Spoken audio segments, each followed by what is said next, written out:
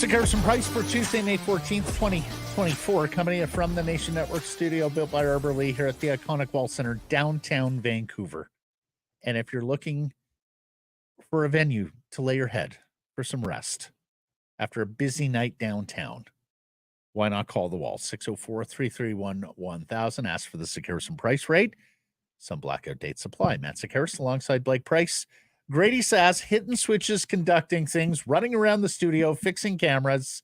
It's what he does, alongside Sean Chessman, who makes his big Sekeres and Price debut today. He does. And it's glorious. And we find out some things about intern Sean.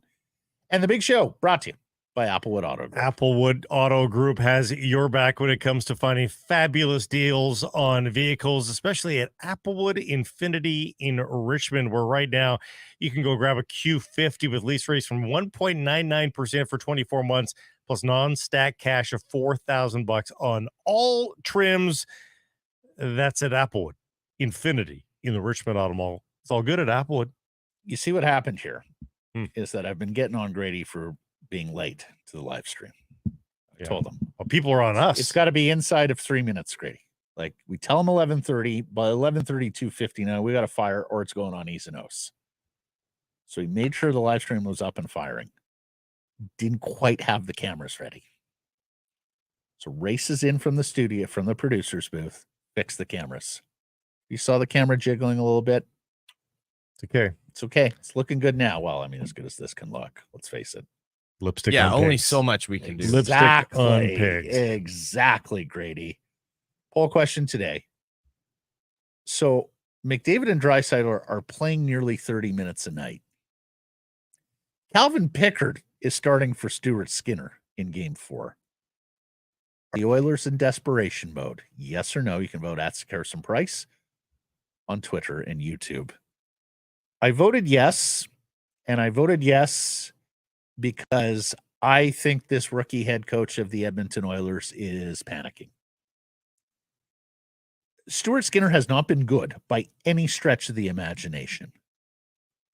But I also don't think he's been, awful.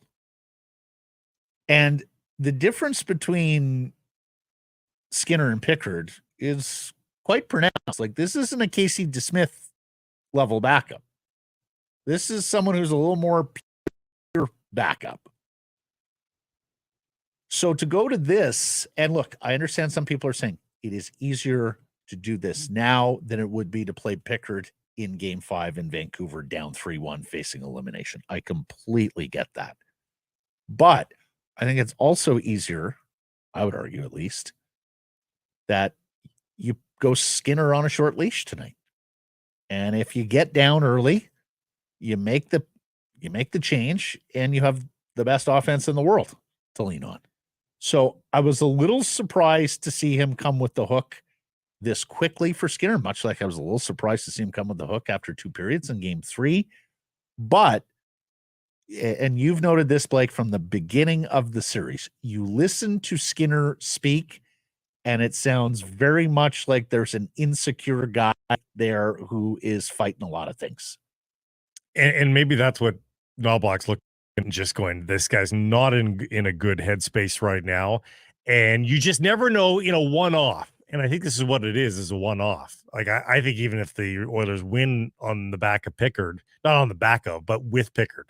Like, if the Oilers win 4-3, you're not winning because of Pickard. If they win 4, I think they go back to Stuart Skinner for game number 5. I think this is a one-off start, and they're hoping that they get a just blind squirrel finding nut kind of performance out of Calvin Pickard, and that it gives them a rallying cry of sorts, and maybe grabs the attention of his skaters who have been sleepwalking through it. Now, that's not the only bit of desperation here. Splitting up Draisaitl and McDavid, another sign of desperation. Going 11-7, another sign of desperation. It's more than just the goaltending. So let's get to our top story then, brought to you by Douglas, and it is goaltending change for the Oilers. Calvin Pickard went 12-7-1 this season with a .245 goals against average and a .909 save percentage, and that's actually pretty good. And you hear those numbers and you go, Sekeres, what do you mean he's a pure backup and he's not even Casey DeSmith? Well, that's the only modicum of success he has had in his NHL life. And he is now 32 years old, having made his NHL debut in 2014. He was a regularly used goaltender for the pathetic 2016-2017 Avalanche, where he went 15-31. And really, since then, it has been spot starts amongst several seasons. With save percentages below 900 all the way through. Well, bounced between the Leafs, Flyers, Coyotes, and Red Wings before landing with the Edmonton Oilers this year and having a good year taking over for Jack Campbell. He's a journeyman. He is absolutely a journeyman. Like, I know a lot of people are saying, oh, well, the Canucks have gone to their third string goalie. Why the Oilers are just on to their second string. It can work for them. Except Artur Shilovs is a goaltending prospect. Yes. In ascension. But he's also not the third. He's also the third stringer. Jack Campbell was the starter at the start of the season. Stuart Skinner was the backup, and Calvin Pickard was the number 3. Well, I'd say he's elevated and entrenched himself into being the backup there. But that's throughout the course of the season. At the outset of this year, he was brought in. At the outset of the season, Calvin Pickard was brought in as the number 3. Emphatically, he was. And we should note this tweet from Slay the Dragon 14. 886 save percentage of the month of April with a 1-4 win-loss record, and the one win came against a non-playoff That's right. team. He was struggling. Lost to Colorado, Arizona again, and Dallas, and a couple of blowouts. And as we mentioned on yesterday's program, like at the trade deadline, there weren't a lot of people saying the Oilers need to shore up goaltending because at the time Pickard had looked pretty good in what he had done, and of course Stuart Skinner was a very good year. Mm-hmm. But here we are. This from Megan Chayka on the analytics side.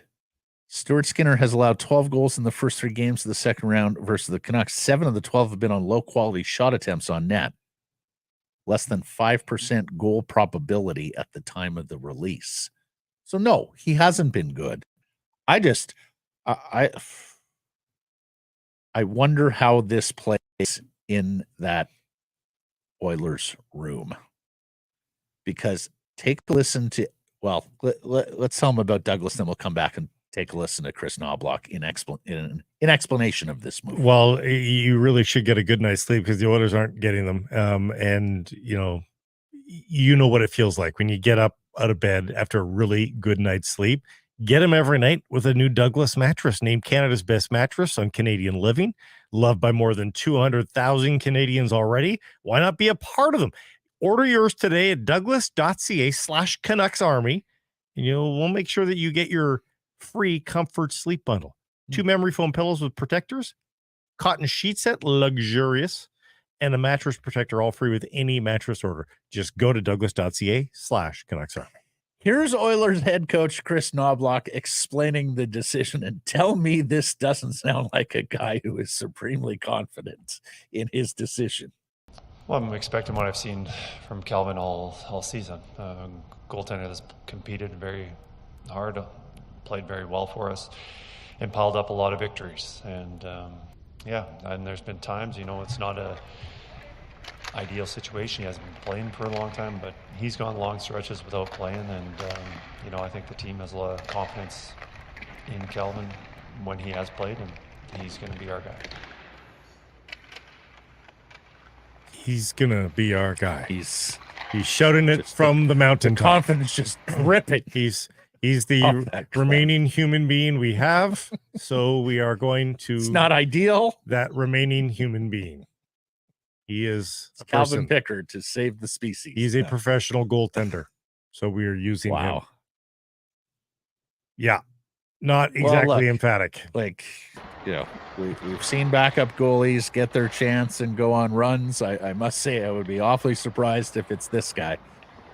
But he's got a team in front of him that fully controlled play in the third period, right? And I would suspect that they're hoping to make life easy on Pickard by what we've heard a lot of from the Canucks and Rick Tocchet and Quinn Hughes and others this year, and that is the best defense being good on offense and holding on to the puck in the offensive zone. This is just setting up for a huge opportunity for the Canucks to get it on a front foot and score the opening goal, instill doubt in everybody wearing Oilers colors on the night. Wouldn't that be something? I mean, it was a great first shift the other night, but ultimately getting on the board early. I think that was a Canucks formula in the regular season, 52 times. It would do them all sorts of favors. The other interesting little tidbits, Brandon Astle from the broadcast booth of the Abbotsford Canucks tweeting out that, hey, this was the goaltending matchup in Game 2 of the AHL playoffs a year ago, won by Artur Shilovs, it should be noted. And in that entirety of the series, Nils Höglander, 2 goals, 2 assists on Calvin Pickard. You wonder, and there's talk of another lineup tweak on the forward sets. Could Nils Höglander find his way back into the lineup? We'll find out at game time. Yeah, I fully agree with the front foot comment you just made. As you know, I've been saying that since before the series, that I think the Vancouver Canucks have to play this series on the front foot. Which meant winning game 1, which meant winning game 3, and they were successful on both occasions. I wholly agree that the first goal tonight in the front foot within the game is meaningful for Vancouver as well, because Blake, what have we heard from guys like Elias Pettersson, Rick Tocchet, and others, that it is just different in the Stanley Cup playoffs with the sold-out crowds and, of course, the energy being so palpable that players feed off the energy of the crowd, that momentum can swing off the energy of the crowd. And think of how quiet and nervous that building is going to be if, in fact, the Canucks get a lead in the first period. I sort of, you remember the 2013 series against San Jose that Vancouver played? You could feel the crowd gripping at Rogers Arena, knowing full well the Canucks were not on great form. That AV and that coaching staff didn't seem to have a lot of answers. And you could just feel it compounding and cascading in the building and over the team as they got swept. I was watching our friends Tyler Yaremchuk and Jay Doughton on Oilers Nation every day today. This week, they were not confident. They were speaking very nervously about the options. Oh, and Blake, we have covered those series for the Canucks: 2012 against LA, 2013 against San Jose, 2015 against Calgary. Right? Yeah. All of them got off on the wrong foot for Vancouver. And it's just, when you're chasing the series, it is such a difficult lot in life. Now, Oilers win this game. It's 2-2. They're feeling good coming back here to Vancouver. Maybe they feel like they've patched the dam and have a fighting chance. And let's face it, they have the offensive talent to win a shootout if they need to win a shootout. So a little bit of pressure on Shilovs tonight to make sure that he is stout and not allow the Oilers to play their game, which would be something high scoring. The other thing, the officiating tonight, you've coming off a couple of stinkers from the guys in stripes, both teams having gripes. Big microscope on the officiating tonight. And once again, despite the Canucks doing really well on the power play and really offsetting something that is a big Oilers strength, I'm not sure you want to continue to play that game. It's a new pair, by the way. Francis Chiron and Frederick Lecuyer are the men in stripes. These are the guys who got into a lot of trouble with Coach Montgomery and the Boston Bruins a couple of games ago in the Florida series. They were none too pleased about the officiating from that duo. So you talked about Knobloch making this decision. This is not the only, branch that he's out on right now. He's going to split up McDavid and Draisaitl by all accounts. He's possibly going to 11 forwards and 7 defensemen. Which I think is wise. I mean, you're getting nothing from your secondary. You're not using the forward anyway. Anyways, yeah. So if you take a defensive penalty, then you can keep your 6 defensemen going, all that sort of stuff. So particularly since Ekholm didn't attend the morning skate, and he's dinged clearly. You wonder if somebody's dinged there. The 7th defenseman, I think, could come in very, very handy. Draisaitl's dinged. Clearly, Ekholm is dinged. Kane potentially as well. He did not take part in morning skate, and that was otherwise fully attended. And Henrique is not playing. So, the Oilers are banged up right now. The Canucks need to, if they can hold another 50 to 30 hitting edge, you like their chances there. And Knobloch, remember, is taking over midseason here. He's in year 1, not even year 0.75 of a 3-year deal. This is the time where he can experiment and make big decisions, and it's not going to cost him his job. No, he's going to be the coach in training camp. Absolutely. So, and to be fair, and we're going to play the clip here of Calvin Pickard. I like what I heard from him this morning. I look, he's 32. He isn't 23. Yeah. We're talking about a guy who's been around the block. We're talking about a guy who's likely more mature than who you would normally go to as an option. He has experience. He's got experience, and he was pretty matter of fact about it. Take a listen. Here's the Oilers goaltender addressing the media Tuesday morning in Edmonton. Getting on the sheet the other night was good. Obviously, like you said, there wasn't much going on. They kind of sat back and held the lead, but I didn't feel too worked up. Obviously, I haven't played in a while, and no playoff action in this league to this point in my career. So, but it was nice. It was nice to get on the sheet, and like I said, looking forward to tonight. What clicked for you this year, do you think? I'm at a point in my career where worrying about other stuff isn't going to do me any favors, and I got that opportunity in November, and I've been saying it all year, not putting too much pressure on myself, and tonight's no different. So definitely excited, and definitely looking for a win. And that's that's the thing that I think could serve him well. Like, he very much sounded like a guy who was resigned to the fact that he was going to be an AHL hockey player, and then he got his opportunity and he took advantage of it. But he may well be past the point of gripping about that NHL money and all the things that a younger player getting this opportunity might have running through their heads. So we'll see. It has certainly added an interesting wrinkle into this series that the Canucks are on goaltender number 3 and the Oilers are on goaltender number 2. And I got to hand it to Kevin Woodley and everybody who has been telling us for several years, you better have a couple of options in the Stanley Cup playoffs, because we're seeing it more and more and more, Blake, and not just with teams that are struggling, but with successful teams as well. I mean, there's coaches' decisions here too. I mean, Demko's injured, yes, but the coach's decisions to go to Shilov's over to Smith. So, there's been 5 goalies used here. There's only been 1 injury. Yep. So you're right. It's becoming a little bit more in vogue to give the other guy a try in the wake of some mediocre results. Now, you would have to play. I do think it's very interesting for Pickard. I would love to know how many goaltenders make it to the age of 32 and then make their Stanley Cup playoff debut. Well, that's one nuance. The other nuance is most games played as a professional, Matt. Mm-hmm. The ratio of games played as a pro to fewest playoff games played as a pro. I've got him down as 5 playoff games in the entirety of his career. That's including AHL? Yes. Oh my God. Like that, you are playing on some terrible organizations. Oh my goodness! For you to sidestep the playoffs, north and south of the NHL line. Poor guy.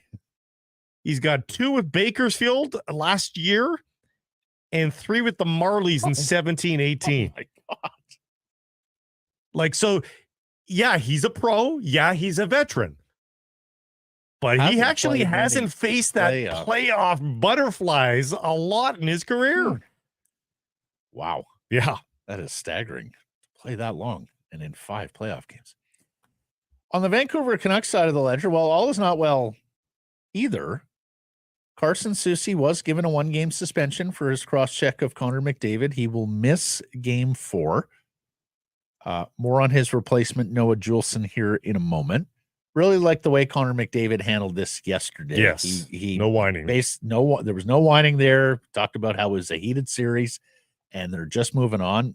He said that before the suspension came down, too. Right, and there was no lobbying or anything like that. Of course, we get that in the Stanley Cup playoffs, oftentimes from coaches, but players as well. And that he's just moving on. And of course, as the game's best player, he has dealt with a lot of shit for a lot of years. We have had many guests on over the years who have talked about, because teams don't really have great answers for Connor McDavid, they oftentimes lean on the dark arts or see what they can get away with during the course of a game. So he's been through a lot of, even Rick Tocchet was praising him for the way he handled it yesterday. We'll see if that emotion can be set aside or if it's going to carry over into game 4. One guy who we know plays with emotion is Vancouver Canucks defenseman Nikita Zadorov. And has he been the best Canucks skater through 9 games of the Stanley Cup playoffs? If not, he is right there and on the podium. He's adored right now by Canucks fans. And being a part of the melee at the end of game 3 with his push to McDavid, which wound up creating the cross-check in the face from Soucy. He was asked about the suspension, and, it's true to form, he had an interesting answer. Take a listen to Big Zed, as BX is calling him. Says Big Z doesn't sound right, and I think BX is right on this. And, of course, we're in Canada, right? Zed, not Z. Okay, Here's all Big Zed. Zaddy Daddy. Yeah, it is a big part of our team. Obviously, it's a big loss for us. My thought on that, I've been thinking for a couple days. Unfortunately, that's the world we're living in. Sometimes, social media and the public views can create some hard decisions for specific people, and they might make questionable decisions at the end of the day. That's how I look at it. At the end of the day, they have to protect their investment. So that's my understanding in this situation for sure. Do you think that? Wow. Tinfoil hat. He should be in a Tony Gallagher column, for heaven's sakes. I'm greatly amused, but I don't think it was social media that got Carson Soucy suspended. I do. No, but the other part of his point, though, is if that's not Connor McDavid, is Carson Soucy getting suspended? I think the answer is probably yes, but I think it's a little bit more in doubt. Yep. I think it's more in doubt. I would agree with that part. Yeah, it's superstars do get the spotlight, and so you're going to see that incident more widely played because it's Connor McDavid for sure. Now, Zadorov likely to play more minutes in the absence of Carson Soucy. I suspect he pairs with Tyler Myers. I'm not sure. Was there anything from Morning Skate that suggested defense pairs? But nevertheless, you're going to lean on I would say Zadorov more because you've lost a second pair left shot defenseman here in Carson Soucy. And then Noah Juulsen. Abbotsford's Noah Juulsen circles into the lineup. He played the 1 game against Nashville. Did not look very good, particularly through the first couple of periods, but he got better as the game went along. And established himself as an NHL player this year. And Rick Tocchet had a lot of praise for Noah Juulsen, believing him to, that he's got certain things about his game that would be useful tonight against Edmonton. Here's Coach Tocchet on Juulsen entering the lineup. Yeah, he's one of our penalty killers. That's when you have you have good depth. The organization has good D depth. Is when you have your 7th defenseman, probably one of your best PK guys. So we're getting a really good PK guy, great shot blocker, physical, even 5-on-5. He's one of our best hitters. So that's another element that he's going to bring into our lineup. Penalty killing, shot blocking, and physicality of Noah Juulsen. Yeah, it's not a ton of physicality, but it's not Carson Soucy level of physicality. Mm-hmm. But he's scrappier than we thought he was going to be this year, I think, for sure. And of course, keep it simple as well from Noah Juulsen today. And look, this is a pretty good story in its own right. This was a one-time first-round pick of the Montreal Canadiens back in 2015, the big, strapping Western Hockey League defenseman, right? Wasn't able to work out in Montreal, made his way to Florida, and then on to the Abbotsford Canucks in 2021-22, where he has made a very nice progression in this organization. Played 8 NHL games that year, 12 the next year, and then 54 this year, including 7 points, and made his Stanley Cup playoff debut against Nashville. So he should have those jitters out of the way and ready to play perhaps a little more calmly. Not afraid to Because block shots. I suspect, Knobloch is going to try and get his big guns out against the Noah Juleson pair tonight. Yeah, but he's pretty mobile, though. That's the good news. Yep, he moves pretty well for that size. You probably are a little bit more mobile than you are with Soucy, although the reach is not the same, obviously. And he's willing to block shots. Mhm. So, and this is not to say that he's not valuable, but he's not one of your starters. So when he gets in there, you want him sacrificing everything because you're getting Carson Soucy back. So you'll have chance to ice whatever you get hurt from blocking shots. You'll have that chance tomorrow.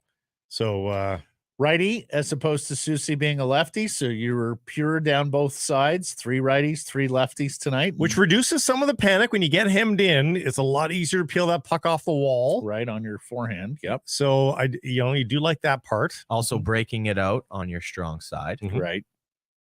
Yeah. So, maybe some silver linings for the Canucks with Noah Juleson in the lineup tonight. We shall see. You mentioned Tocchet hinting at a lineup tweak. So you think it's Höglander as opposed to Podkolzin? I could see both. Well, he said one, did he not? He said one. No, I'm saying I could see him choosing one or the okay. other. Because I think he saw Carlson and sort of thought, this is me imagining myself in Tocchet's head. Saw Carlson do what he did, which is play a simple game, win some board battles, be a big presence. And I think he thought to himself, probably get that even more so out of Podkolzin. I like that. I could see Oman coming out, although you lose a penalty killer to some degree there. You've got penalty. You've got penalty killers. But Höglander, of course, is a 20. There's offense there. And I don't think Rick Tocchet's taking offense for granted on any given night. Well, he knows he's going to need to score some goals, and it's not a guarantee right now with this team. And especially, Blake, there's offense there against a goaltender who's a huge question mark for them. And a guy that knows he can beat him. And frankly, of all the games to bench Höglander, I frankly thought game 2 against Edmonton was one of his better ones. I mean, very low bar there. He's not doing a whole lot. He is very much getting a rude awakening to Stanley Cup playoff hockey. But I would wonder if he's a good net front guy for you tonight. And tell him, look, play a very, very simple game, Nils. Chip and chase, do your utmost on the walls. And then when we have the puck, go straight to the front of the net and look for the garbage goal, the rebound, the tip in, what have you. I'm not saying small guys can't play in the playoffs, but if you watch what Connor Garland goes through to make himself useful in these playoffs, it is the extra mile times 12. Like, it is amazing to watch Connor Garland elude checks, fight his way through checks at his side. Like, it is unbelievable. So Höglander hopefully got a chance to watch a little bit of Connor Garland and say, okay, it's good that I'm trying 100%. It needs to be 160% for me to get from A to B, because it's not that you can't play in the playoffs, but you might have to work a little harder than the big guy. Yeah. And that's going to be a learning process. Yeah. Yeah. He learned how to play. Frankly, Garland wasn't exactly chock-a-block with playoff experience before this spring either. So, Phil DiGiuseppe is expected back tomorrow. He's been away from the team. Hope everything's okay there, but good sign that he is coming back. So he's an option for game 5, and we know there will be a game 5 Thursday at Rogers Arena. So if you're Linus Karlsson, or let's say it is Höglander, but even if it's Podkolzin, hey, you've got to make an impression tonight. You've got somebody coming back on Thursday who Coach Tocchet has shown an affinity for in these playoffs, who is also a penalty killer, as you say. So, time is now, particularly if it's Höglander. Time is now. You're not going to get a lot more opportunities outside of injury unless you do something in the minutes that you have, if I can quote JPAC. I would guess that if everything's okay physically and mentally for PDG, he gets back in on Thursday, as you say. And so you're right. You have to see this as I'm going to make him take somebody else out of the lineup on Thursday, not me. And so everybody who gets that start on the forward set and in the bottom six particularly, better be good tonight. Better be good. And what is shaping up here for the winner of this All-Canadian Series is a date in the Western Conference Final with the Dallas Stars, who are now up 3-1 over the Colorado Avalanche in their second-round series. Dallas has won 3 straight, including both games in Denver. Game 5 back in Dallas on Wednesday, a chance to wrap it up. And how about Wyatt Johnston in this series? Dear Lord. I mean, there are bigger names on the Dallas Stars, guys like Victoria's Jamie Benn, who's won an Art Ross trophy in the league. Tyler Seguin, right? At one point, a prolific scorer, prolific scorer, and number 2 overall pick, damn near a number 1. The Taylor Tyler debate all those years ago, won a cup as a youngster with the Boston Bruins. You need to be reminded.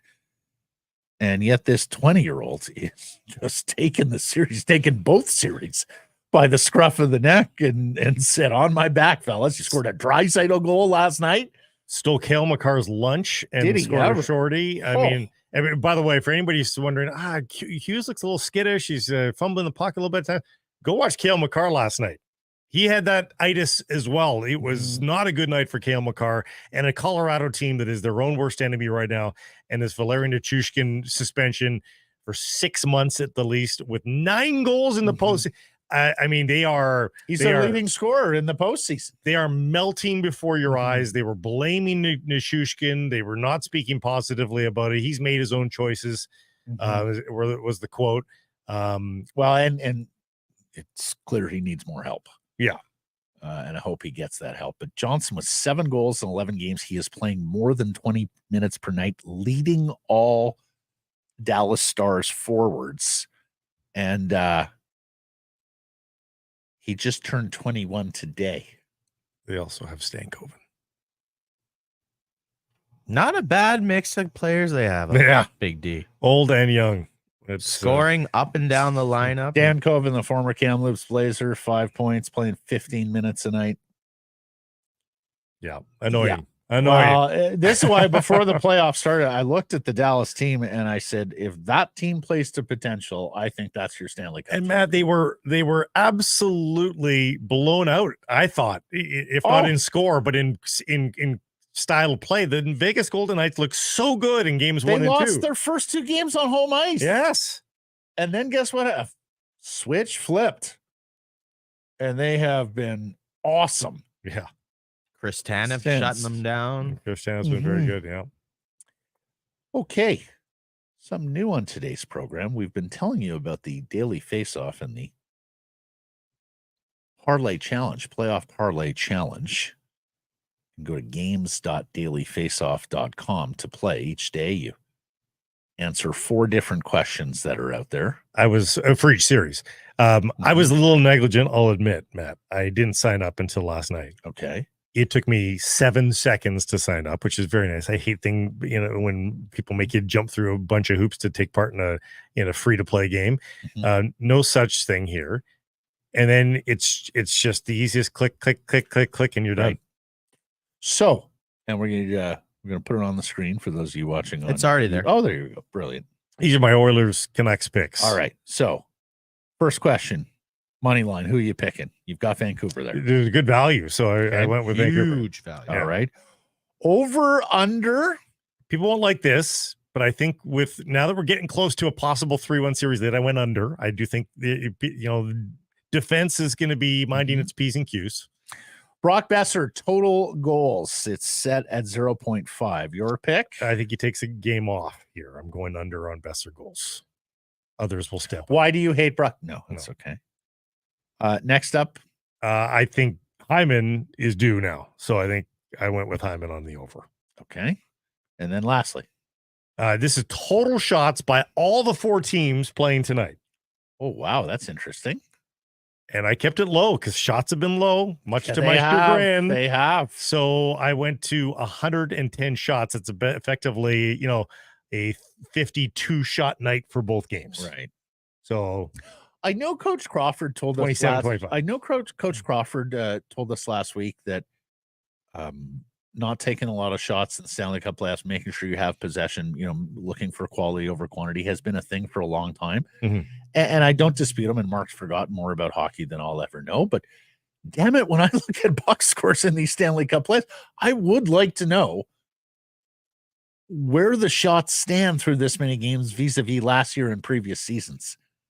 Because it just seems to me that every night that I look at a box score in the Stanley Cup playoffs, there's a team with a paltry total of shots on goal. The Rangers barely had any shots last night. Well, and Rangers are messing with fire right now. Yeah.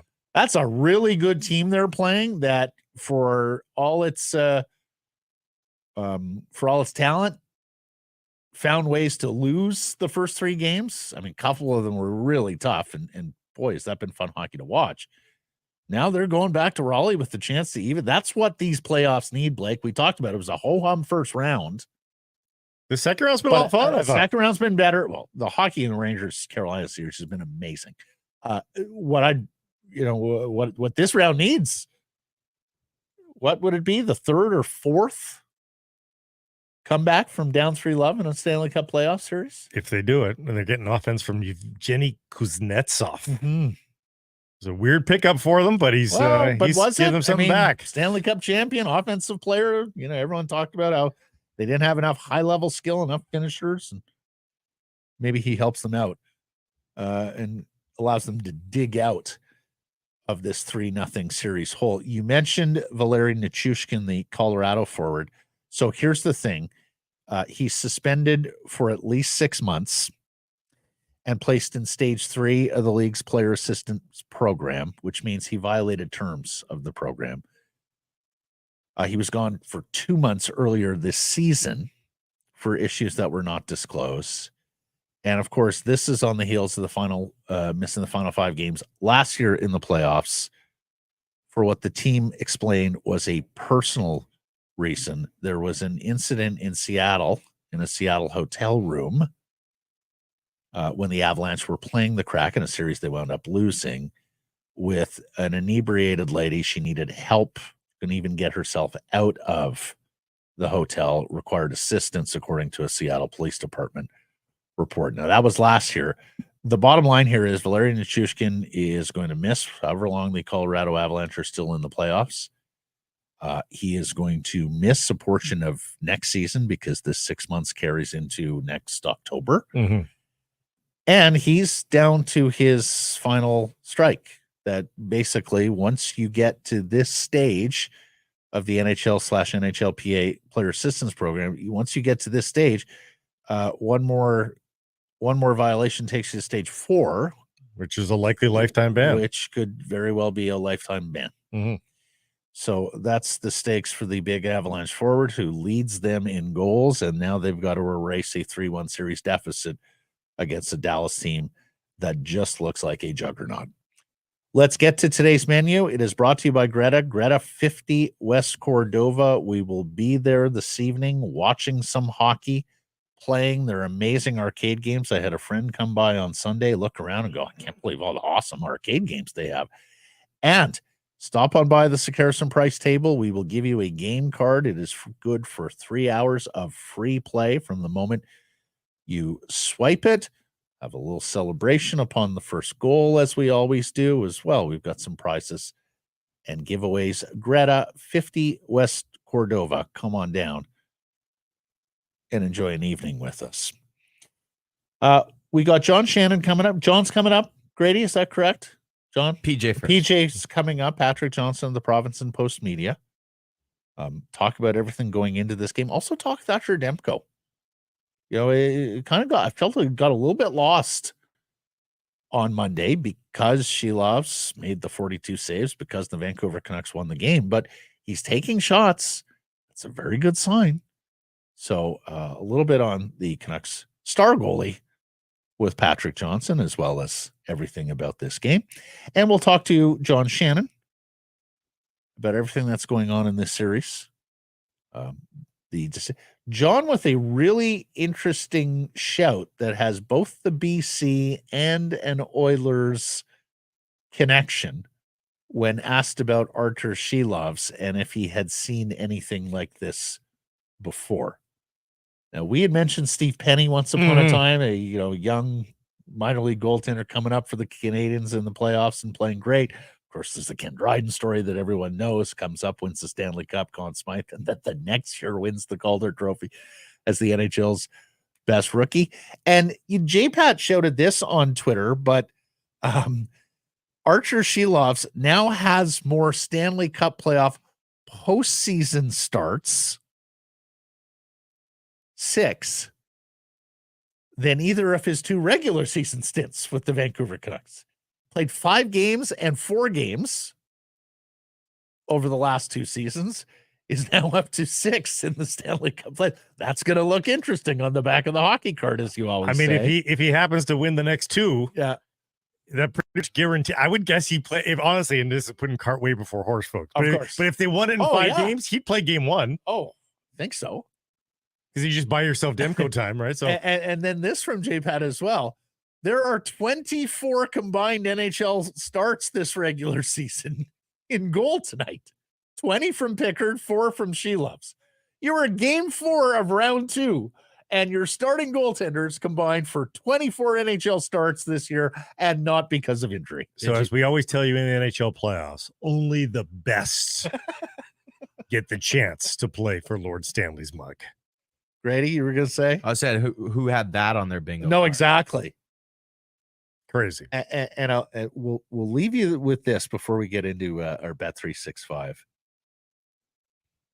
Fellas, if you had told me at the beginning of the series, and we have predicted it because of Stuart Skinner's tortured history, that the Canucks would have a lead after 3 games and that the Oilers would go making a goaltender change to a journeyman, not even a career backup, but journeyman, mostly AHLer, who had some success this year in a secondary role. Fair enough. If you told me they'd be doing it with Elias Pettersson still wallflowering in this series, like, is there any chance Petey breaks out, Blake? Against this goaltender, perhaps? Yep, there is one potential. Of those shots. It tempted me at Bet365. It did. Yeah. Because I think I had it for game 1, didn't I? Didn't I hit pay dirt on game 1? Yeah, you did. with that? You You did. nailed it. You It sure tempted. did. I'm going You a sure different did. direction in that regard. All right. Well, lead us off then on Bet365, the segment proudly presented by Bet365, partnering with Sekeres and Price. What you got? I almost went down that road again, as I said. Instead, I went to another guy who's due and who I think will get probably more opportunity, which is a crazy thing to say. But Quinn Hughes just shoots more. Plus 500 on anytime Quinn Hughes goal. That's what I picked From yesterday. He's due. Did you get plus 500? Oh, I got plus 4. Well, it's gone up for me. Oh, There you go. So you're just going to flat copy my bet? I didn't listen to you. I'll be honest. It's like most of He the only show. listened to you when you win. It's true. Well, I'm going to go in the opposite direction that you've already gone on the parlay challenge. Over under tonight is set at 6.5 goals. You got Calvin Pickard in net and both power plays clicking. I just can't help myself. I'm going over. Yep. You're going over. Me too. Oh, yeah, of course. See, sometimes your affinity for B-sides and deep cuts really hurts you when it comes to gambling. Like, sometimes just take what's in front of you, man. Bet the favorite. Take the low-hanging fruit. Yeah. You know, you don't have to be counterintuitive. It's true. I got Canucks plus 1.5 over 6.5 goals for plus 236. That's pretty So good. they can lose by a goal, but I need goals. Open an account with Bet365 today and bet on a huge range of markets. So whatever the sport, whatever the moment, it's never ordinary at Bet365. Use code VANBONUS when opening that account. VAN bonus, all together, all one word. Patrick Johnston is next.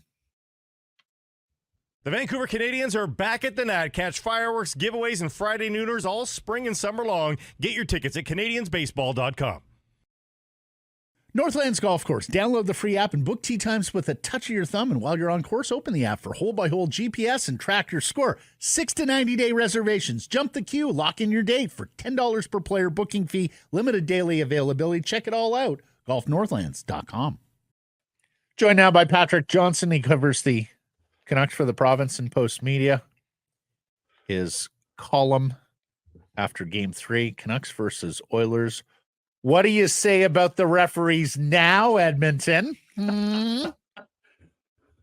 Boy, you were spicy. Well, it's playoffs. Let's go for it.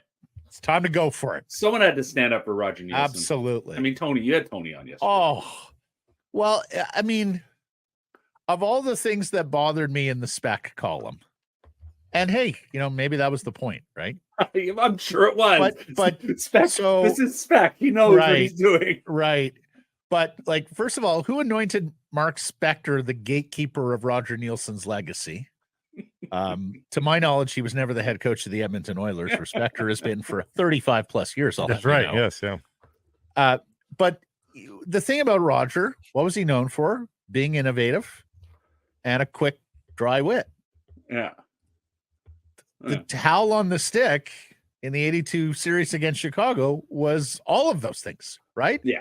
I think it's almost the perfect tribute to Roger Nielsen. And at least somebody has tributed Roger Nielsen. Certainly wasn't going to be Philadelphia, not as long as Bobby Clark's got breath. And it wasn't going to be Toronto either. So, I'm glad there's some monument to the great innovator, Captain Roger Nielsen. Not everything needs to be breathless. We need it's hockey, guys. Let's have some fun here. And Roger was just what is this nonsense? I mean, come on. Snubbing his nose to authority. Like I said in the call, you think Albertans would gravitate to this? It's their national ethos. Absolutely. You're the fight the power, fight the central authority. Central authority, they're nonsense. They don't understand. The modern tendency to attribute any opinion as a breathless opinion is one of my biggest pet peeves, though, in society today. You can tweet anything and people will think it is your reason to be. It is the only thing you stand for left in life. And you can just be like, I don't like, red sweaters. And people are like, what? And it's like, why do you hate red sweaters so much? And I don't. And the playoffs are just heightening emotions so much. Everything is everything in everybody's world, and it's a lot. It's a lot to digest, which would make the Vancouver Canucks winning this series in 5 altogether that much better, because it would just get us out of here a lot quicker. Oh, that's gonna go well. We just want to get out of here. Vancouver's done with Edmonton, ready to move on. Oh, it's exhausting. Bring on Dallas. It's exhausting. Yeah, because Ghilardi versus Aquilini, that would be really tame too, right? That's what we want. Yeah, we don't even care about. We're over it now. We've done honestly. It's like that old image of little brother and just the hands on his forehead, and he's punching and kicking and screaming. You're just like, enough, Edmonton. Yeah, go to your room. Go retire to the summer, or Penticton, or wherever you go in the summer. Yeah, go to your retirement homes in BC. Yeah, in BC. And relax. That's right. That's right. In fact, I was out, took my parents out on the weekend. They had a friend here from Calgary visiting a friend here from Vancouver. And my mom said, oh, Maggie, are you going to go visit Joyce in Calgary? And I said, Mom, no. BC doesn't visit Alberta. Alberta comes to BC. Yeah, it's true. That's true. All right. Can I just make a side credit? Sometimes we got to throw credit. I'm going to throw the Oilers some credit here. Jamie Cartmell doing a great job getting his players out there. Stuart Skinner stood up and apologized. And today on game day, Calvin Pickard spoke to the media. The biggest start of his career. Oh, needless to say. So that's a team that gets it. On this Jamie always did an exceptional job, both with the old Eskimos, now Elks, then with the BC Lions. He was a pro's pro when it came to media relations and PR. Of that, there was no doubt. So I'm not surprised in the least there. What I would say is I am surprised by this move from Coach Knobloch. I understand the rationale of it's easier to go back to Stewart in Game 5 in Vancouver if you happen to lose this one. But, you know, as bad as Skinner has been, it is quite a step down to Pickard. And you could have gone Skinner on a short leash tonight. And if you get behind by a couple of goals, you still got the world's best That's offense. the no-brainer. That's the right. no-brainer. So what's your take on the move to Calvin Pickard here? And does it smack of desperation for you, Peach? It does. Yeah, desperation is the word. You took it right out of my mouth. I mean, the pedigree here is not good enough, as I also noted in my story. Like Stuart Skinner appears to be a fine NHL starter, but the fact that he has been such a rarity in that organization speaks to the bigger problem, which is this is an organization that has not taken goaltending seriously for a very long time. And that's why your backup is Calvin Pickard, who I'm sure is a nice guy and has had a strong season, a real outlier in his career, essentially an AHL journeyman, a guy who has started 5 playoff games in his professional career. He's never started an NHL playoff game. This is a big, bold move that playing behind that defense. I mean, listen, Edmonton has done obviously a masterful job controlling the puck in the third period, but there's a reason why the Canucks have been able to score these goals, and it's not just Stuart Skinner. It's the fact that their defense score in Edmonton is just not good enough. And we knew it going in that this wasn't going to be strong, and they've been absolutely abysmal. And you think about the turnovers and the lack of, you know, Brock Besser, credit to him, the guy's a goal scorer, but to be that open is just completely inexcusable for an NHL team. And so Stuart Skinner hasn't had any help. And in the end, the choice is going with a guy that has been mostly a third string goalie for most of his career. And there's a reason why that happens. An opening Hey, goal. everyone's saying maybe they're just trying to get in on the Artie party, right? Maybe they figure if it's good enough for the Canucks, it's good enough for us. Cut from a different loaf, though. I mean, let's be clear in the comparison. Yeah, right? exactly. Like, Shelovs has been excellent for what has been asked of him. And the Canucks, to their credit, have mostly been very strong defensively. For all that possession in the third period that the Oilers had, they had one even strength chance in front of the net. Mm-hmm. That's it. High danger. Yeah. High danger. Yeah. What we call a high danger shot. Right. With high danger shots on top of the crease, difficult to save. You know, they're not perfect. The natural stat ones aren't perfect because we don't know how the puck got there. But in terms of range and difficulty of sort of reaction time, Shelovs has had a lot of help from his defense. Yeah, when the numbers are that stark, the ambiguities sort of don't matter at that point. The fact that they've gone to this and they still have other roster question marks too, really makes you wonder what they've got up their sleeve for tonight. I would suspect that Draisaitl's absence from the morning skate is just for extra rest. I would assume he's in the lineup. Granite block Matthias Ekholm. He got hit hard, but he is a granite block kind of guy. Is he just shaking it off too? I mean, it's hard to imagine in a game like this with so much importance that he doesn't play.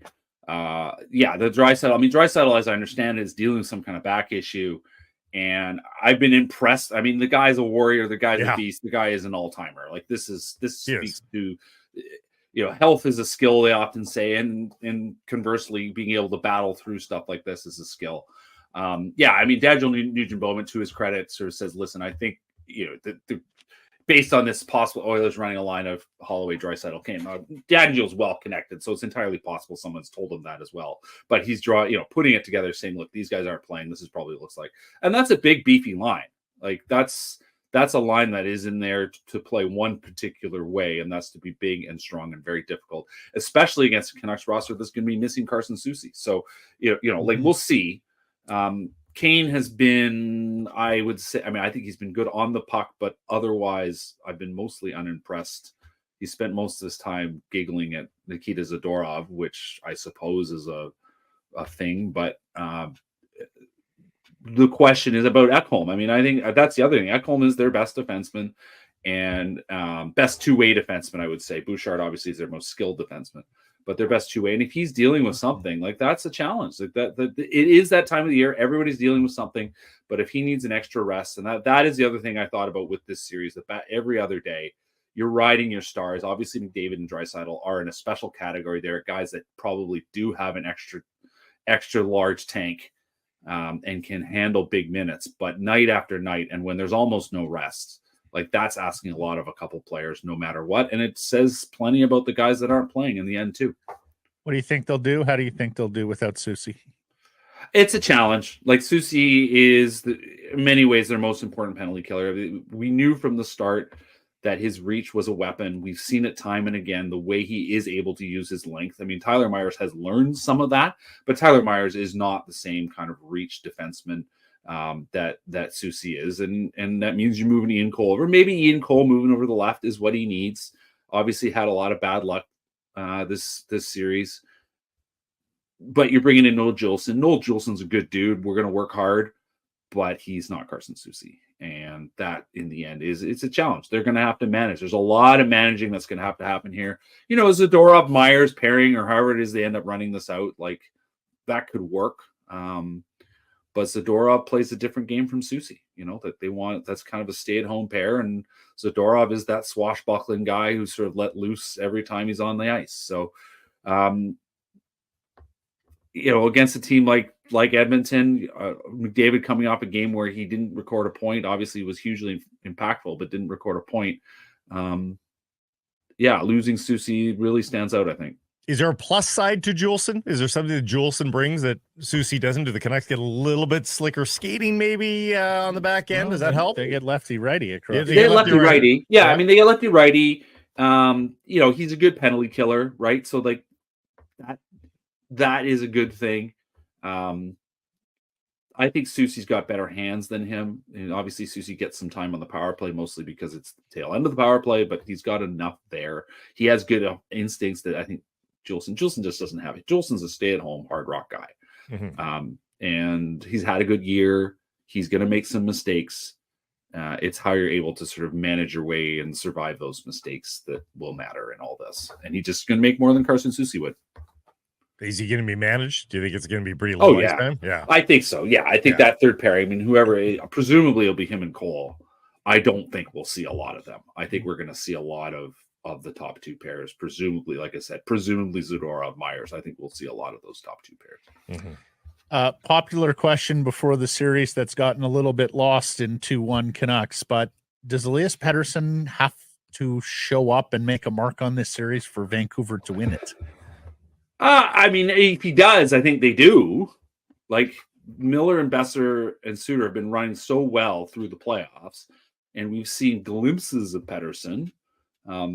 A goal from Pettersson in a game like tonight, I have to think, would be a huge, huge factor in the Canucks having success tonight. And he's been okay in the end. I mean, it'll be interesting to see how it actually shakes out again, whether he's back with Mikheyev or what have you. The fact that Ilya Mikheyev has found some juice and found some spark, I mean, he's not finishing, obviously, but he has played with some oomph, I think has made a difference. Linus Karlsson was everything they needed him to be in game 3. And certainly the way they're asking that line to play, which is a little more of a defensive orientation. If you're not going to score, that's helping. But at the end of the day, they need him to score some goals. And they need him to find a way, the way Brock Besser's found a way, the way JT Miller's found a way, the way Connor Garland's found a way. It's not like it's impossible. And we know he's talented enough to do this. And certainly that goal he scored in game 1, you saw the relief, but it's now, you don't want to start piling up how many games is it again since he's scored. He's got to make an impact in the offensive zone. What do you think is the more overriding thought in Elias Pettersson's head? Oh my God, I'm sucking right now. I can't play this game right now. Or is it, I have no teammates to play with, which is the more overriding thought in this head? Can I pick the third one? Can you believe all these idiots keep asking me these questions? I can guarantee you it's that. Yeah, probably that. Well, I think tell him the idiots will keep asking it until there's a bottom line. And that's going to be even more acute when you're making $11.6 million next season. I think I mean, if I have to pick one, like I think it was the first option. I can't believe he's in his own head. I think Patrick, can you read Elias Pettersson's thoughts for us? The thing I can tell you is Elias loves speculation. Oh, does he ever? But here's the thing. I think that's the better of the two. Mm-hmm. Like if he's just doubting himself, I think you eventually find your way through that. Yeah. The worst thought is my line mates suck. Woe is me, because you can live there for as long as you want to live there. Right. So that's my concern. it's a question of you can only fix one thing, and that's you. That's right. Like Yeah. in the end, the question of who your line mates are is a discussion for the off season, right? Yes. And certainly management knows that. Certainly Rick Tocchet knows that, and of course Elias Pettersson knows that. But the question is now is just managing your way through this mental aspect. And there was a late season discussion we had with Rick Tocchet where we were talking about the struggles, and we talked about the struggles on and on and on. And Rick said, this is one of those ones where, the mental performance coach, Alex Hodgkins, can play a huge role. And so presumably you would hope that Pettersson is talking to him and trying to figure his way out of this mentally. No matter what physical limitations he may or may not have. Obviously, Tocchet saying he is not hurt.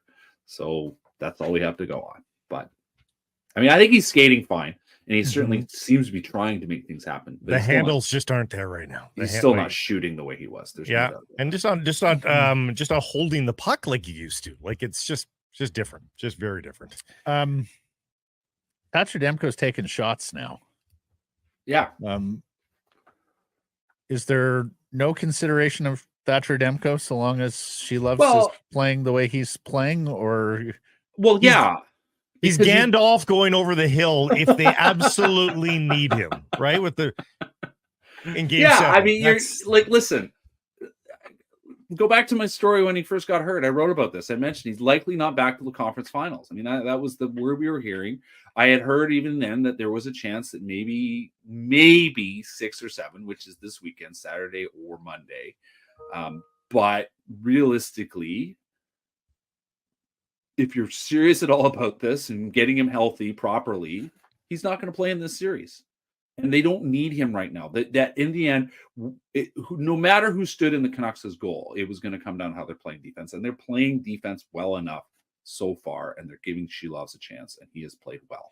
And if it doesn't go well for Shelovs, they do have Casey DeSmith.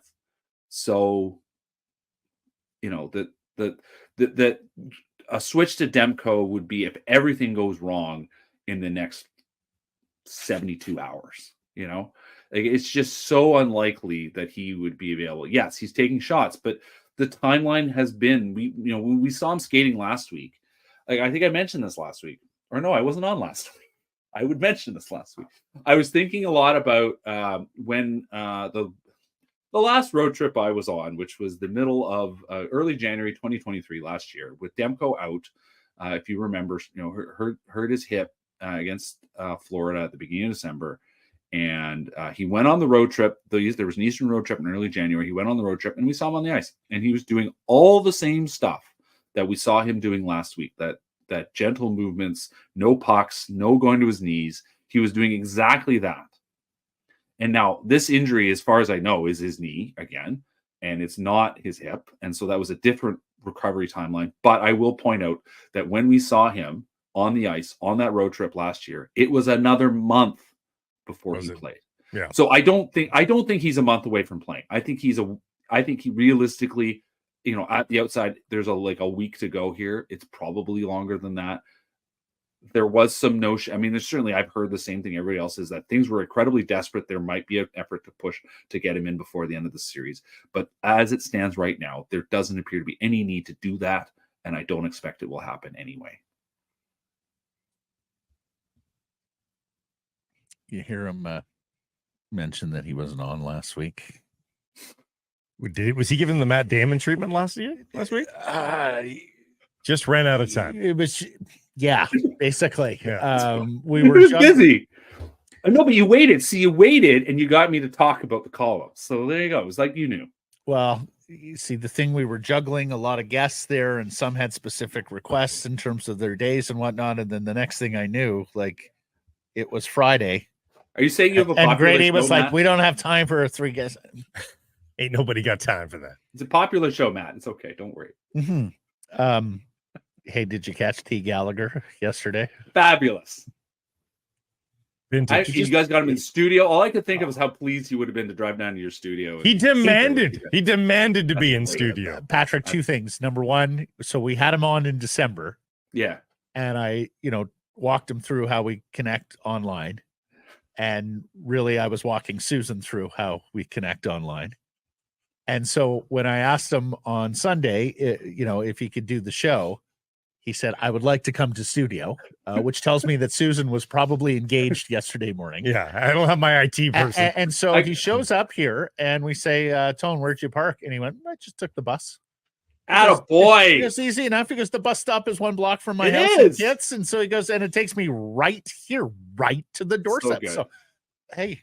Man of the people. See? Mhm. Yeah. Love And it. Well, he can gather his thoughts that way. You sit in the bus, think about traffic. I love it. That's why I take the SkyTrain to the rink or when I come to visit you guys. There you go. So would playing Pickard tonight be a form of institutional surrender from the Oilers? What do you think? Well, yeah, because the institution put them in this spot. And it doesn't work. By the way, the buzz from practice too is the thought of going 11-7. I saw that. And he said Draisaitl and McDavid are going to center their own lines. They're going to be together a bit, but he said they're going to center their own lines. So lots of changes coming from the Edmonton. If Philip Broberg Oilers draws in, isn't that a good sign for Vancouver Canucks forwards, the way that he defends? Yeah. Well, I mean, he'll probably Henry, be the that's right, yeah. 7th defenseman, right? Yeah. We'll see how much. Yeah. We'll see how much he's going to play. Okay, great stuff. Thank you for the time. Enjoy the game, and we'll catch up next week. I promise, PJ. I love it. Take care, guys. Everybody knows about the overdose crisis, also known as the toxic drug crisis. But what's less known is that the stigma around addiction makes it harder to ask for help. And that's got to stop. Addiction is a complex health condition, not a choice. Right, and that means people shouldn't have to face judgment at work or from their loved ones or fear the law. But shame or stigma can cause a person to hide their drug use or use alone. And we don't want that. People shouldn't be afraid to reach out. There are supports available, and it helps to know where to start. The government of BC is partnering with organizations like Sekeres and Price to help extend this message throughout our province. If you or someone you know is struggling, you can find supports and services near you at helpstartshere.gov.bc.ca. You can also watch powerful real-life stories of recovery on the Help Starts Here website. Hey, you. No, not you. You. Are you an owner-operator? Do you have a fleet of trucks or cars? Well, CalPro Plus might be the dedicated tire program just for you. Free program includes exclusive deals and savings, price match guarantee, flexible financing, and preferred pricing on everything you drive. Also, you get a dedicated member support line. That means that you can get questions answered. Also, they'll source and recommend the right tire for you, your application, and your budget. Cal Tire's network of 260 plus stores are here to help so you can focus on the road ahead. Sign up for free at calproplus.com. In a season like this, you never want to miss a single second of what's happening on the ice, and you want to be around your fellow fans, right? Well, Greta Bar YVR at 50 West Cordova, the perfect spot to do so. Hey, if you've got tickets, a great place to pre and post. They've got drink specials every single day. And if you don't have tickets, well, stick around and soak up the atmosphere with all your fellow fans, play all the great video games and air hockey, great air hockey setup as well at Greta Bar YVR. We'll see you there, 50 West Cordova. Our next guest brought to you by the Arnold Palmer Design Whistler Golf Club, now open for the 2024 season. Play into rave reviews after opening weekend. Tee times for any time during the 2024 season can be booked online right now. And if you have a group of 12 or more, you, the group organizer, plays for free. For more information to book online, visit Whistler Golf Club. whistlergolf.com. John Shannon is the former executive producer, Hockey Night in Canada, the co-host of the Bob McCowan podcast, and, a British Columbian who spent some time covering the Oilers. So glad to have him back on the program here today. How we doing, John? Great. I'm just trying not to tick everybody off. You're like the demilitarized zone. You're like the demilitarized zone. You're right in between both factions. Yes. You have the ability to broker peace, perhaps. Right. Yeah. Look how that works. Between these two cities and these two teams, are you serious? Yeah, there's not a chance. When's the last time you can remember seeing Canadian cities bark at each other like this? Can you remember it? Well, I lived in Alberta for 15 years, and long before social media, it was not barking between Calgary and Edmonton. It was out and out warfare in so many ways. I remember walking down streets in Calgary with all of our hockey night guys and people rolling down their windows saying, "You're cheering for the Oilers." And then we'd walk down Jasper Avenue and say, "You're cheering for the Flames." So I just turned to the guys and said, "We must be doing our job pretty well because everybody's mad at us." That's it. And that's all you can do. Yeah, that's it. Neil McDonald, the longtime foreign correspondent for CBC News, once gave a sessional to my class at Carleton. He said, "If I have equal number of Israelis and Palestinians hating on me, then I'm doing my job pretty well." Battle of Alberta 2 years ago. Of course, there were some battles of Ontario where the Senators hated the Leafs and vice versa. And of course, way back when the Battle of Quebec, Nordiques and Habs was pretty spicy. You just tweet when you talked about the Battle of Ontario, Matty. I was sitting in my office. Roy Malacher, the president of the Ottawa Senators, will phone and say, "Harry Neale hates us." Hey, Harry Neale doesn't hate you. He doesn't even live in Toronto. He lives in Buffalo. Harry Neale hates us. No, he doesn't. He's doing his job. He's telling the truth. There was a great story that Sean Fitzgerald, who was a terrific reporter, then with the National Post during the middle of a Battle of Ontario series, called Harry Neale at home. And as the story goes, it might have been after a couple glasses of wine for Harry, and said, "The people in Ottawa think you're biased against the Leafs." And Harry said, "Tell the people in Ottawa to bite my ass." Yeah. Well, I mean, all those the best iterations. That was not on John Shannon's watch, I'll have you know. The best iterations of all those series you just mentioned, though, were all pre-social media, and social media has just added gasoline or a bigger accelerant to the fire than you can possibly imagine. It's just so easy to troll from the comfort of your couch. Never mind going to Jasper. That's what you needed to do. You needed to go down actively to Jasper Avenue to feel it. You don't need to do that now. On your couch, you get to troll everybody. And to the point where when you are sitting on your sofa watching the game and you think you see something that is observant and you should social media it, you change your mind because it's not worth the crap. It isn't worth it. I deleted 2 tweets. I do a lot of that. I deleted 2 tweets last game. Yeah. Literally, no, not worth it. Yeah, not worth it. I laugh every time I went. Like, if you watch my timeline during Oilers Flames or Oilers Canucks games, not very much. Yeah. I must say, I do that some in the regular season, but in the playoffs, you got to bow up and let it all hang. Bow up. Okay. Hey, John, what do you make of the fact this series is 2-1 Vancouver? Well, overall, 3 games, Vancouver's been the better team. And, you know, if I would have told you the consistency of Vancouver goaltending was going to be better than the consistency of Edmonton goaltending with Artur Shilov starting game 1, I would have said you were wrong. It's not possible. Well, it's happened.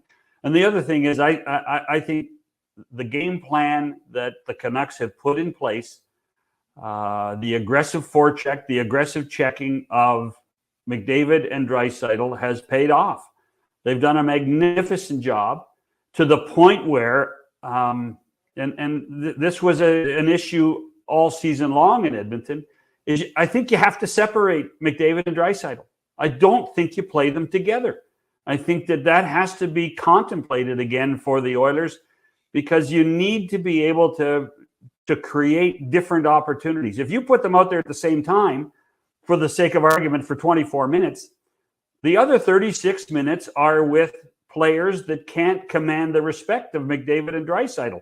If you put them separately, then you put 23 minutes for McDavid, 23 minutes for Draisaitl. All of a sudden, you're only worried about compensating 14 minutes. I think this is an obvious thing that I'm sure it's been discussed inside the Edmonton room, and I wouldn't be surprised if we see more of it for the rest of the series. And they're specimens. They're specimens, but they can't play 30 minutes every night. They played 30 minutes the other night, John. They can in a non-overtime game. But there's going to be a law of diminishing returns for those players. If you're Knobloch, like you're putting yourself on the line here with some of these decisions. I've said it since Connor and Leon started to play together. They are like a drug for a coach, for any coach that was in Edmonton. Whether it was, Todd McClellan, Dave Tippett, Kenny Hitchcock, all these guys, because when they play together, it is just like your adrenaline rush goes up. Everything changes. And so they become some sort of an intoxicating lineup that you feel an obligation you have to go back to. If you use it sparingly, effectively, power plays, coming out of TV timeouts. I think it's a much better scenario for the Edmonton Oilers. Well, wholeheartedly agree, particularly since they do not have a goal from a forward, not named McDavid, Hyman, or Draisaitl, although they seem to be getting a lot of goals from the defense and Matthias Ekholm. And now the goaltending decision that Frank Saravelli has reported. Before we get on to goaltending, do you think Knobloch is showing his inexperience here a little bit? Do you think this is a rookie coach in the playoffs who's looking rookie? No. I don't think so. I mean, I'm a Chris fan. I think Chris has always maintained a composure that has been important to the success of the Oilers. Is there a learning curve? Probably a little bit of a learning curve. But what we're learning again now is the separation between that elite group of guys, as you talked about, Hyman and McDavid, and the rest of the lineup. And that's what I think is becoming the issue. And how to spread that offense out at key times is important. Ryan Nugent-Hopkins has to be better. Those key guys that have long-term commitments to the Oilers have to be better. And that's one of the things that I think that's not coaching and experience. That's on the players. Evander Kane, another guy. Yeah. So Pickard instead of Skinner at this stage of the game. What do you make of that? I'm not in favor of it. Stuart Skinner's the goaltender of record for a long period of time. Stuart Skinner's had a great season. Stuart Skinner has always fought back after poor games.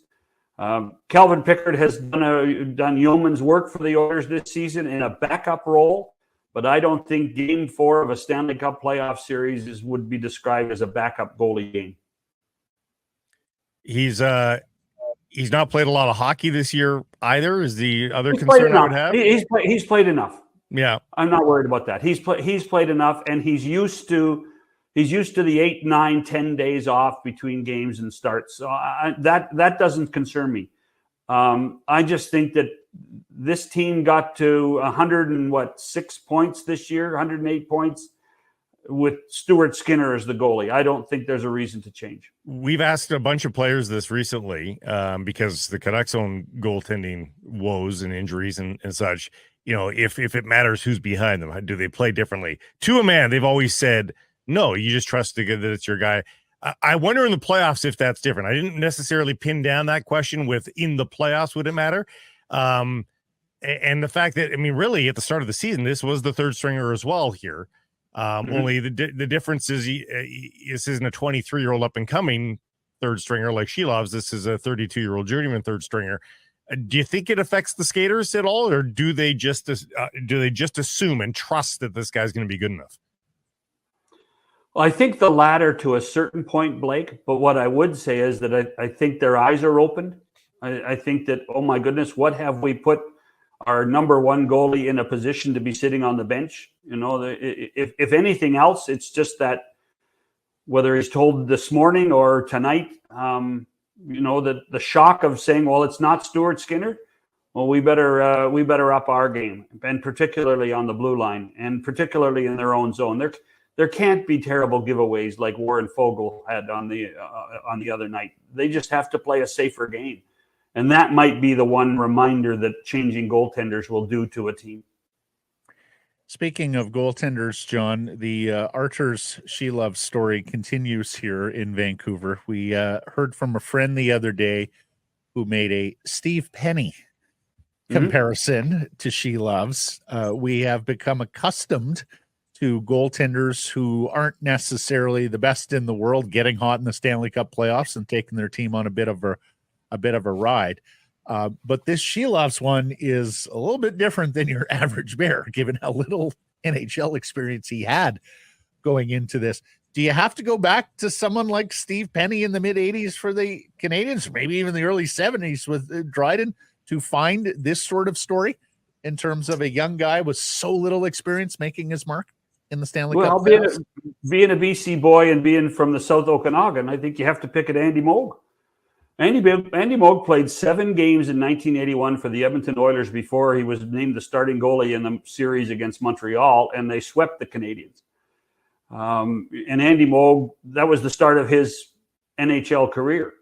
To me, this is as close to that as any with Shelov's. The only thing I would say is that if you think this, and maybe we touched on this, but if you think this is pressure for Artur Shelovs, if you think this is pressure, imagine knowing that there are 500,000 people in downtown Riga celebrating that you won the bronze medal at the World Championships. And you are the hero of the day. You beat the Americans. That's pressure, my friend. And this is, sure, is it intense? Yes, it's intense. It's every second day. It's wild.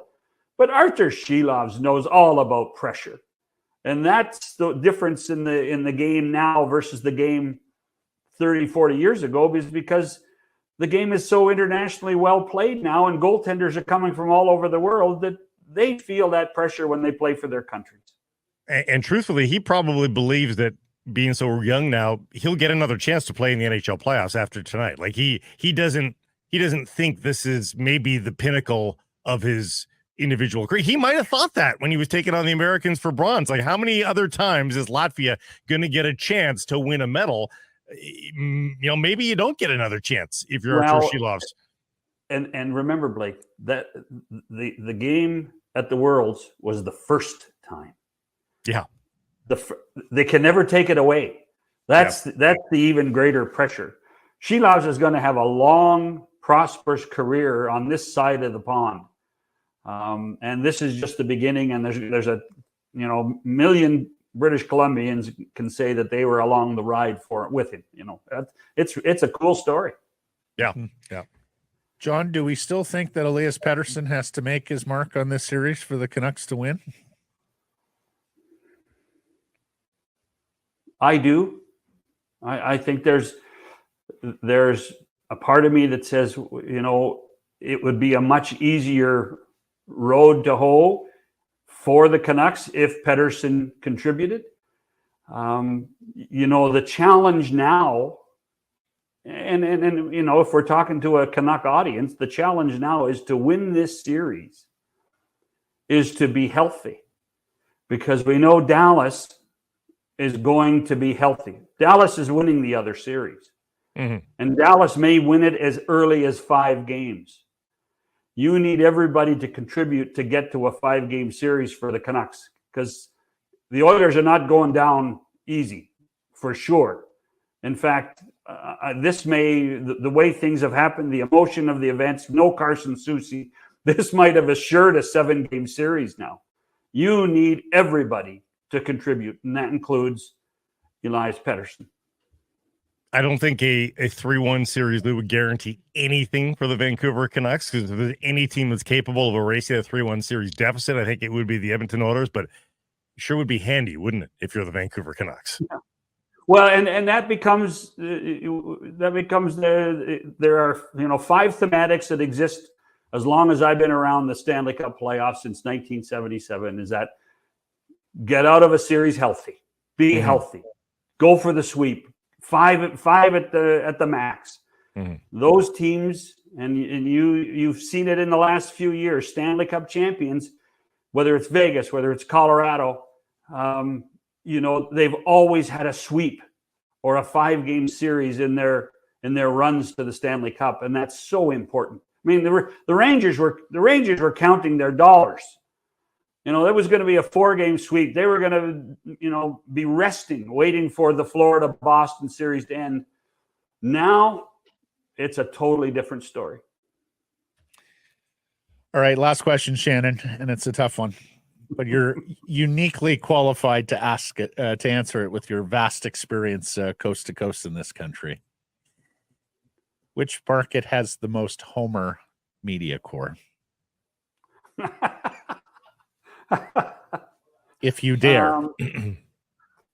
Vancouver. Vancouver? What? Yeah. Really? Yeah. For one reason. By volume alone.